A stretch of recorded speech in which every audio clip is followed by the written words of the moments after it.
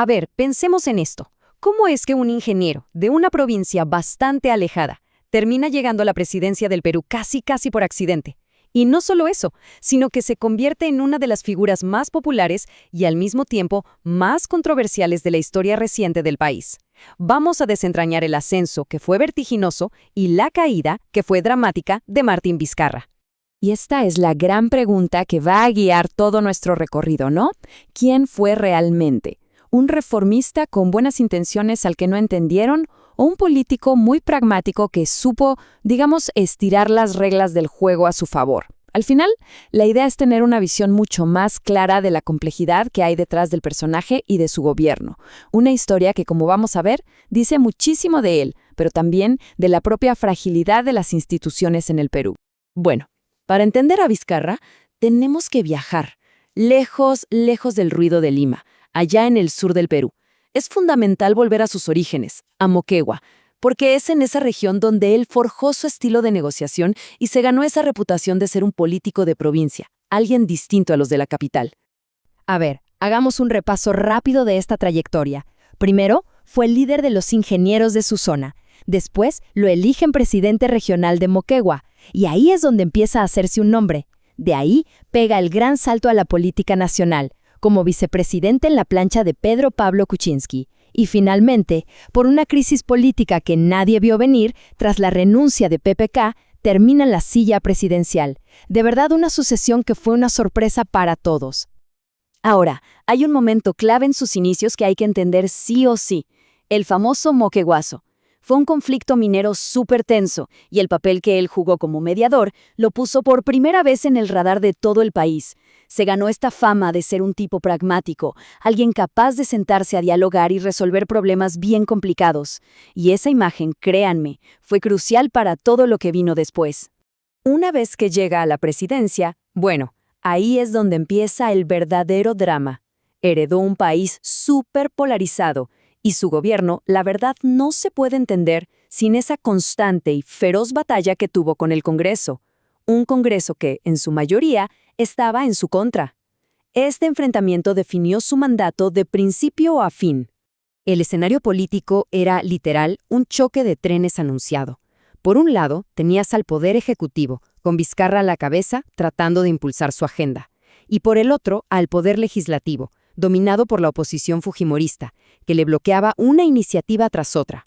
Fue una lucha de poder, una pulseada constante en la que ambos midieron sus fuerzas hasta el mismísimo límite. Y esto nos lleva al momento cumbre. Miren bien esta secuencia, porque fue una partida de ajedrez político en tiempo real. Vizcarra pide un voto de confianza, un mecanismo constitucional, para frenar una elección de magistrados que consideraba irregular. ¿Qué hace el Congreso? Básicamente lo ignora y sigue adelante. Vizcarra interpreta eso como una negación de la confianza en la práctica y, en una jugada de altísimo riesgo, ¡pum!, anuncia la disolución del Parlamento. Un momento que no se había visto en la historia reciente del Perú.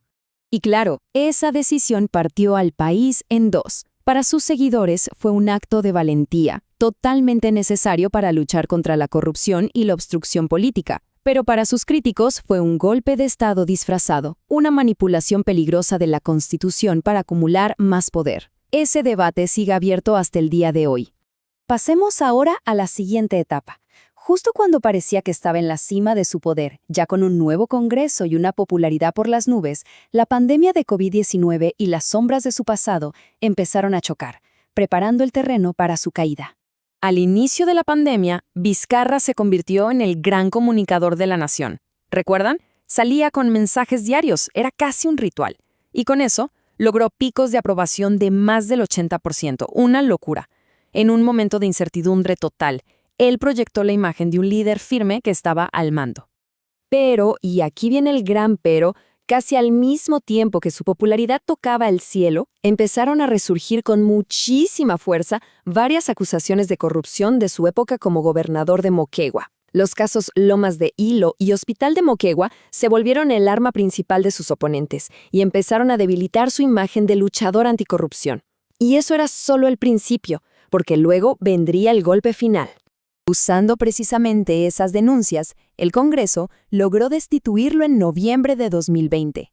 Su salida del poder provocó una de las peores crisis políticas que se recuerden en el país. Imagínense, tuvimos 3 presidentes en una sola semana. Las calles se llenaron de protestas masivas en contra del nuevo gobierno, fue un caos total. Y cuando ya parecía que la historia política de Vizcarra había terminado, ¡boom!, estalla el Vacunagate. Se descubre que él y otros altos funcionarios se habían vacunado en secreto, saltándose la fila mientras miles de peruanos morían esperando una vacuna. Este escándalo fue devastador para su reputación y terminó sellando su inhabilitación para ejercer cualquier cargo público. Entonces, después de toda esta montaña rusa, ¿cómo se va a recordar a Martín Vizcarra? Su presidencia es, hoy por hoy, un verdadero campo de batalla. Hay interpretaciones completamente opuestas sobre lo que hizo y por qué lo hizo. Y aquí se ve esa dualidad muy claramente. Por un lado están los que lo defienden, que lo ven como un reformista, que se atrevió a enfrentar a un sistema político corrupto, que supo conectar con la gente y que usó las herramientas que tenía para destrabar al país. Y por el otro lado están sus críticos, que sostienen que fue un pragmático que usó la bandera anticorrupción para fortalecer su propio poder, estirando las reglas a su conveniencia y que al final terminó enfrentando sus propias y muy serias acusaciones. A pesar de estar fuera del poder y con esa inhabilitación política encima, Vizcarra no ha desaparecido del mapa. Para nada. Ha encontrado una nueva plataforma en las redes sociales.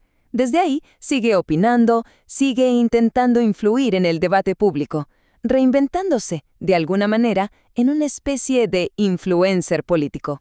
Y con esto cerramos. La pregunta crucial que nos deja toda esta historia es si el fenómeno Vizcarra fue simplemente el capítulo de un político en particular o si en realidad es un síntoma, un presagio de la profunda fragilidad que tienen las instituciones y las reglas del juego democrático en el Perú.